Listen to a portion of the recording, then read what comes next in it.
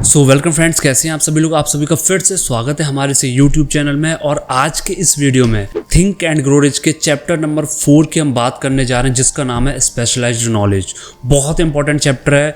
इस चैप्टर की हेल्प से आपको एक चीज समझ में आने वाली है कि ज्यादा पढ़े लिखे लोग, अब मैं यहाँ किसी को टारगेट नहीं करूंगा, लेकिन बहुत ज्यादा पढ़े लिखे लोग क्यों अमीर नहीं बन पाते या फिर क्यों एक बहुत बड़ा बिजनेस खड़ा नहीं कर पाते। इस चीज को हम इस चैप्टर में समझेंगे। बहुत इंपॉर्टेंट है, आप सभी के दिल को ये छू जाने वाला चैप्टर है। तो आइए इस चैप्टर की शुरुआत करते हैं। फ्रेंड्स, आप सभी ने एक वर्ड तो सुना ही होगा, जिस वर्ड का नाम है नॉलेज इज पावर। ये जो वर्ड हम सुनते हैं ना, तो हमें पता है क्या लगता है कि नॉलेज ही पावर है।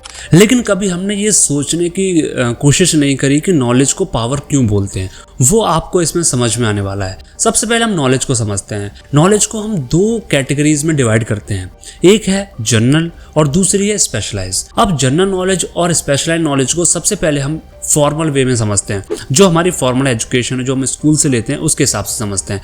अब जब भी जनरल नॉलेज जब भी हमारे माइंड में आती है, तो सबसे पहले हमारे माइंड में क्या क्लिक करता है? सबसे पहले हमारे माइंड में क्लिक करती है जो भी देश और दुनिया में चीज़ें हो रही हैं, उनके बारे में जानना जनरल नॉलेज कहलाता है। अगर आप में से कोई भी यूपीएससी एस्पिरेंट है या आप में से किसी ने गवर्नमेंट एग्जामिनेशन की तैयारी करी है, तो आप इससे बहुत अच्छे से कनेक्ट कर पाओगे कि जनरल नॉलेज का मतलब क्या होता है।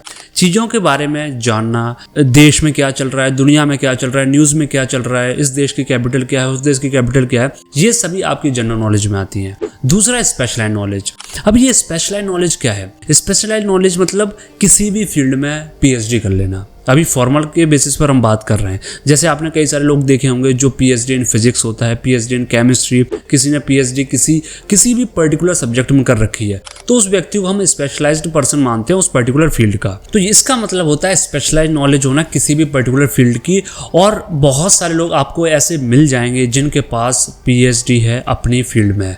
तो ये हो गया स्पेशलाइज्ड और दूसरा हो गया जनरल। तो ये फॉर्मल वे में बात करी हमने, जो हमारी फॉर्मल एजुकेशन है, जिस तरीके से हम चीज़ों को समझते हैं, हमारी थॉट प्रोसेस यहीं तक सीमित है, जिसके बारे में अभी हमने चर्चा करी। वो क्या थी? जनरल और आपकी स्पेशलाइज्ड नॉलेज।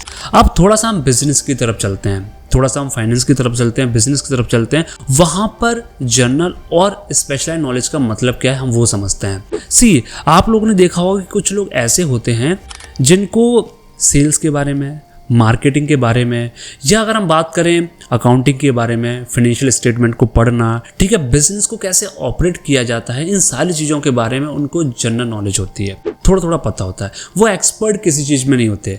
तो ये हुआ आपका general knowledge in business and financial world. दूसरा, आप सभी ने देखे होंगे कि कुछ लोग होते हैं जो, आपने देखा होगा कि कुछ लोग सेल्स में एक्सपर्ट होते हैं, सेल्स में मास्टर्स होते हैं। कुछ लोग मार्केटिंग में एक्सपर्ट होते हैं, 10 साल 15 साल का उन्हें एक्सपीरियंस होता है, सोशल मीडिया मार्केटिंग में एक्सपर्ट होते हैं। कुछ लोग ऐसे होते हैं जो अकाउंटिंग में बहुत एक्सपर्ट होते हैं, कुछ लोग टैक्सेस में एक्सपर्ट होते हैं, ऑडिटिंग में एक्सपर्ट्स होते हैं, जिन्हें हम चार्टर्ड अकाउंटेंट बोलते हैं। तो चार्टर्ड अकाउंटेंट क्या होते हैं? वो अपनी पर्टिकुलर फील्ड के एक्सपर्ट होते हैं। कोई ऑडिटिंग में एक्सपर्ट होता है, कोई टैक्सेस में एक्सपर्ट होता है। तो ये स्पेशलाइज्ड पर्सन हो गए। तो यहाँ पर भी हम जो है जनरल और स्पेशलाइज्ड नॉलेज को दो पार्ट्स में डिवाइड कर देते हैं। अब यहाँ पर ऑथर किस चीज की बात कर रहे हैं वो समझिए। ऑथर के हिसाब से स्पेशलाइज्ड नॉलेज क्या है और जनरल नॉलेज क्या है। एक चीज आप समझिए, पैसे की जब बात आती है, जब भी फाइनेंशियल्स की बात आती है, तो आप फॉर्मल एजुकेशन में किस लेवल की आपको एजुकेशन है ये मैटर नहीं करता, और बिजनेस के अंदर भी आप किस लेवल की बिजनेस की एजुकेशन रखते हो ये भी मैटर नहीं करता। मैटर क्या करता है जब पैसे की बात आती है। जैसा अभी हमने बात करा कि कुछ लोग ऐसे होते हैं जो, आप लोगों ने देखा होगा कि बहुत एजुकेटेड होते हैं, बहुत पढ़े लिखे होते हैं, पीएचडी कर रखी है, डॉक्टरेट कर रखी है, सब कुछ है उनके पास, स्टिल वो एक पर्टिकुलर यूनिवर्सिटी में जॉब कर रहे हैं, एक पर्टिकुलर सैलरी पे, अच्छी खासी एजुकेशन उनके पास, स्पेशलाइज्ड पर्सन है, इसके बावजूद भी वो नौकरी कर रहे हैं। वहीं उनके साथ का एक ऐसा व्यक्ति होता है, वो भी पीएचडी कर रखी है, वो भी बहुत पढ़ा लिखा है, लेकिन इसके बावजूद भी जिस यूनिवर्सिटी में ये काम कर रहे होते हैं, उसी यूनिवर्सिटी का वो ऑनर होता है। ऐसा क्यों? ये सोचने वाली चीज़ है कि ऐसा क्यों। दो पर्सन, उन्होंने सेम एजुकेशन ली है, सेम स्कूल से पढ़े हैं, सेम कॉलेज से पढ़े हैं, दोनों के पास पीएचडी है, पर ऐसा क्यों कि एक उसी यूनिवर्सिटी में नौकरी कर रहा है और दूसरा उसी यूनिवर्सिटी का ऑनर है।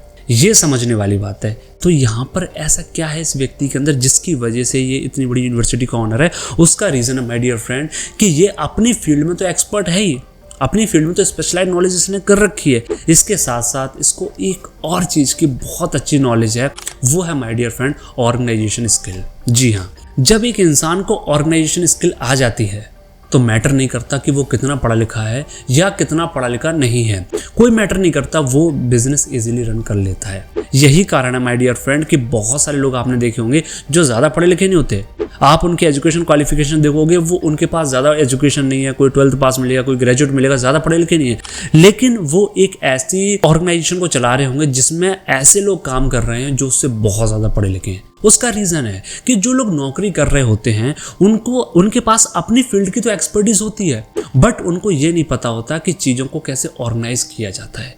जो ऑर्गेनाइजेशन स्किल होती है वो उनके अंदर नहीं होती। अब ये ऑर्गेनाइजेशन स्किल क्या है, चीज़ों को कैसे ऑर्गेनाइज करना है, इस पर डेडिकेटेड एक चैप्टर है, उसमें हम इस चीज़ को डिस्कस करेंगे। इसी किताब के अंदर है, 1-2 चैप्टर के बाद वो चैप्टर आने वाला है। तो अभी हम थोड़ा बेसिक्स समझने वाले हैं कि ऑर्गेनाइजेशन स्किल क्या होती है। अब माय डियर फ्रेंड, ये जो ऑर्गेनाइजेशन स्किल है वो डेवलप कैसे होती है, या फिर हम कैसे इस चीज़ का फ़ायदा उठा सकते हैं, डेवलप कैसे होती है, क्या होती है, इसका डिस्कशन हम उस चैप्टर में करेंगे। क्योंकि अगर मैं आपको अभी बता दूंगा तो उस चैप्टर में कुछ बताने के लिए होगा नहीं। तो यहाँ पर हम ये समझेंगे कि ऑर्गेनाइजेशन स्किल काम कैसे करती है। एक स्टेटमेंट, एक वर्ड यूज़ किया है ऑथर ने इस चैप्टर के अंदर, दैट इज मास्टरमाइंड ग्रुप। अब ये मास्टरमाइंड ग्रुप क्या है इसको समझिए। आपके लिए इंपॉर्टेंट नहीं है कि आप सेल्स में एक्सपर्ट हो, आपके लिए इंपॉर्टेंट नहीं है कि आप मार्केटिंग में एक्सपर्ट हो, आपके लिए इंपॉर्टेंट नहीं है कि आप सोशल मीडिया में एक्सपर्ट हो, आपके लिए इंपॉर्टेंट नहीं, बिल्कुल भी इंपॉर्टेंट नहीं है कि आप टैक्सेशन में एक्सपर्टीज हासिल कर रखी हो, ऑडिटिंग में एक्सपर्ट हो। जितने भी बिजनेस के अलग अलग डिपार्टमेंट्स होते हैं उन सब में एक्सपर्ट्स होना आपके लिए ज़रूरी नहीं है। और मैं जहाँ तक मानता हूँ कि आपके लिए एक पर्टिकुलर डिपार्टमेंट में भी एक्सपर्ट होना ज़रूरी नहीं है। आपको आनी चाहिए ऑर्गेनाइजेशन स्किल। ऑर्गेनाइजेशन स्किल कैसे काम करती है, एक मास्टरमाइंड ग्रुप होता है, उसका पार्ट बन जाइए। मास्टरमाइंड ग्रुप किस ग्रुप को बोला जाता है? ये वो ग्रुप होता है जिसमें अपनी अपनी फील्ड के एक्सपर्ट्स होते हैं, जिनको अपनी फील्ड में बहुत अच्छी नॉलेज होती है, जो अपनी फील्ड में अंदर तक जा चुके हैं, गहराई में जा चुके हैं। अगर आप किसी सेल्स के प्रोफेशनल को उठाओगे वो सेल्स में बहुत एक्सपर्ट होगा। अगर आप मार्केटिंग के बंदे को उठाओगे तो वो मार्केटिंग में ताबड़तोड़ होगा, बहुत ज़्यादा एक्सपर्ट होगा। अगर आप किसी चार्टर्ड अकाउंटेंट को लेते हो जो कि ऑडिटिंग करता है तो वो ऑडिटिंग में एक्सपर्ट है। कोई टैक्सेशन देखता है तो वो टैक्सेशन में एक्सपर्ट है। तो इस तरीके से जब आप लोगों को, एक्सपर्ट्स को एक ग्रुप में लेकर आ जाते हो, उसको मास्टरमाइंड ग्रुप बोला जाता है।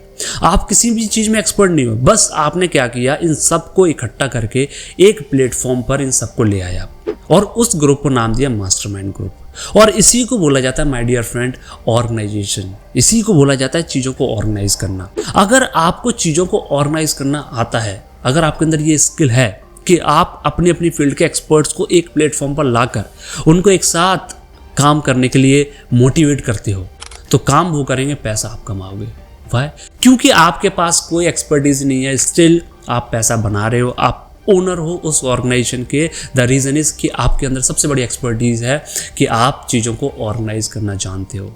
ये बहुत इंपॉर्टेंट स्किल है। यही कारण है जब लोग बोलते नहीं यार ये बहुत पढ़ा लिखा नहीं है, इसके पास ज़्यादा एजुकेशन नहीं है, कम पढ़ा लिखा है, इसके बावजूद भी इतना बड़ा बिजनेस कैसे कर रहा है, वो इसी बलबूते पे कर रहा है कि उसने किसी भी फील्ड में एक्सपर्टीज हासिल नहीं करी है। उसने अगर किसी फील्ड में अपने आप को स्पेशलाइज बनाया है, अपने आप को एक्सपर्ट बनाया है, तो वो है ऑर्गेनाइजेशन स्किल में, कि कैसे चीज़ों को ऑर्गेनाइज किया जाता है। तो यही स्किल आपको सीखनी है और ये बहुत इंपॉर्टेंट स्किल है। यहाँ पर स्पेशलाइज नॉलेज का मतलब ये बिल्कुल भी नहीं है कि आप एक पर्टिकुलर फील्ड में एक्सपर्ट बन जाइए, स्पेशलाइज्ड नॉलेज ले लीजिए, उससे आपका काम बन जाएगा। जब भी फाइनेंशियल्स की बात आती है, यहाँ पर आपको एक मास्टरमाइंड ग्रुप क्रिएट करना है जहाँ पर अपनी अपनी फील्ड के एक्सपर्ट हो, उन सबको आपको एक डायरेक्शन देना है कि कैसे आपको आगे बढ़ना है, एंड आप एक ऑर्गेनाइजेशन क्रिएट कर लोगे। और यही कारण है कि एक जो यूनिवर्सिटी होती है उसका जो ओनर होता है, मैटर नहीं करता कि वो कितना पढ़ा लिखा है, बिल्कुल मैटर नहीं करता। कई यूनिवर्सिटीज हैं जिनके जो चांसलर हैं,